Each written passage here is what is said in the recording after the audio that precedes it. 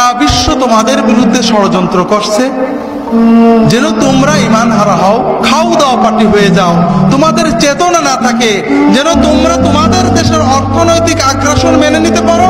তোমরা যদি কখনো ওদের দেশে যাও, ওদের মতো হয়ে যেতে পারো, তোমাদেরকে সহজেই ভুলিয়ে দেওয়া যায়, এই পর্যায়ে নেওয়ার জন্য ব্যাপক ষড়যন্ত্র।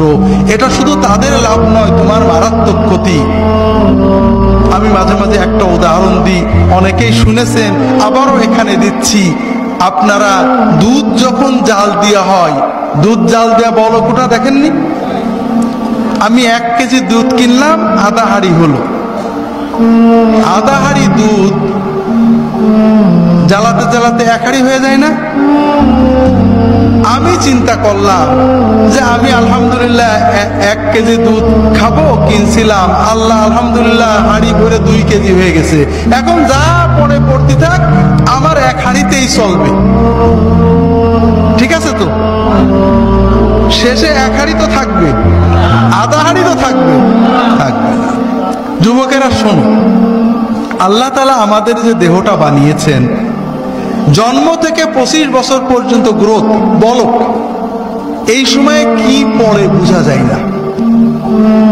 আর এই সময়ে যে ফুর্তি আনন্দ, এটা কোনো আনন্দ না, এটা অস্থিরতা। জীবন শুরু হবে 25-এর পরে। যদি 30 থেকে মৃত্যু পর্যন্ত জীবন পেতে চাও, মৃত্যু নয় জীবন, জীবন মৃত নয়, সত্যিকারের জীবন, যে জীবনে ফুর্তি থাকবে, কর্ম থাকবে, শান্তি থাকবে, এই রকম জীবন পেতে চাও, তাহলে আমার কথাটা একটু মন দিয়ে শোনো। আল্লাহ তাআলা যে নিয়মে বানিয়েছেন, প্রকৃতির সাথে যুদ্ধ করে আমরা জিততে পারবো না। আল্লাহর প্রকৃতিকে মেনে নিতে হবে।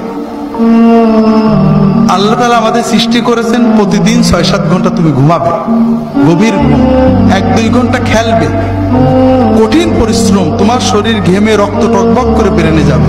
ফুটবল, হাডুডু, ব্যাডমিন্টন, ভলিবল, দৌড়, সাঁতার, এগুলো খেলতে হবে। এরপর 1-2 ঘন্টা আল্লাহর ইবাদত করতে হবে। আল্লাহর সালাত, সিয়াম, জিকির যতটুকু পারা যায়, তাতে তোমার আত্মা সুস্থ হবে, তোমার মন পরিশুদ্ধ হবে, তোমার আত্মা, মন, দেহ সবকিছু প্রোডাক্টিভ হয়ে যাবে। এরপরে তুমি 4-5 ঘন্টা তোমার 25-এর পরের জন্য কর্ম বা শিক্ষা নেবে। এইভাবে যদি তুমি চলো, তাহলে তোমার জীবন গতিশীল হবে, তোমার জীবন ইনশাআল্লাহ মৃত্যু পর্যন্ত সচল থাকবে। কিন্তু তুমি এখন খেলাধুলো বন্ধ হয়ে গেছে, সারাদিন মোবাইল, ইলেকট্রনিক মিডিয়া, আর খাওয়া তো কি খাচ্ছে আমরা দেখছি। ইউরোপ আমেরিকার লোকেরা কিছু সুস্থ থাকে ঠান্ডার কারণে,